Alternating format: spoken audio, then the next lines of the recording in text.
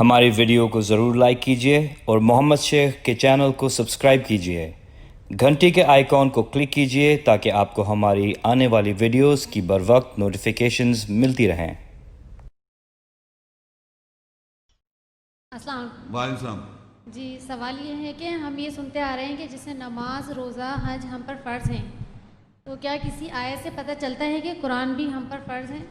اچھا دیکھیے، ہمارے معاشرے میں جیسے انہوں نے بتایا کہ یہ سنا ہے کہ یہ چیزیں فرض ہیں، نماز، روزہ فرض ہے، زکوٰۃ فرض ہے اور فلاں چیز فرض ہے، تو اب ظاہری بات یہ چیزیں ہم کہاں سے پتہ چلیں؟ نماز، روزہ، زکوٰۃ جو بھی چیزیں ہیں یہ ہمیں کہاں سے پتہ چل رہی ہیں؟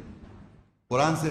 تو قرآن بھی تو فرض ہونا چاہیے نا۔ تو یہ قرآن میں ایک آیت ہے، سورہ قصص آپ نوٹ کر لیں، جس میں یہ مینشن ہے کہ قرآن کو اللہ تعالیٰ نے فرض کیا۔ وہ میں آیت پڑھ دیتا ہوں، اس کا ہے ان الذی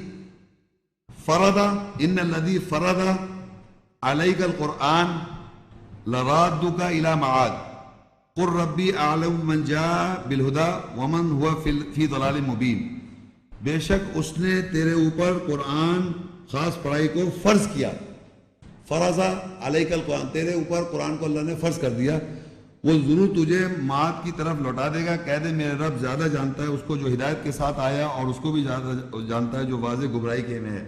تو قرآن مجید میں جتنی باتیں ہیں، روز، صلاۃ، زکوٰۃ، حج، جو بھی آپ پڑھ رہے ہیں، یہ بعد میں فرض ہے، پہلے قرآن فرض ہے، کیونکہ قرآن پڑھیں گے تو یہ باتیں پتہ چلیں گی نا آپ۔ تو قرآن پڑھنا بھی فرض ہے، جس طرح ہم اب لوگ پڑھتے تو ہیں قرآن، میں نے آپ سے بتایا کیسے پڑھنا ہے۔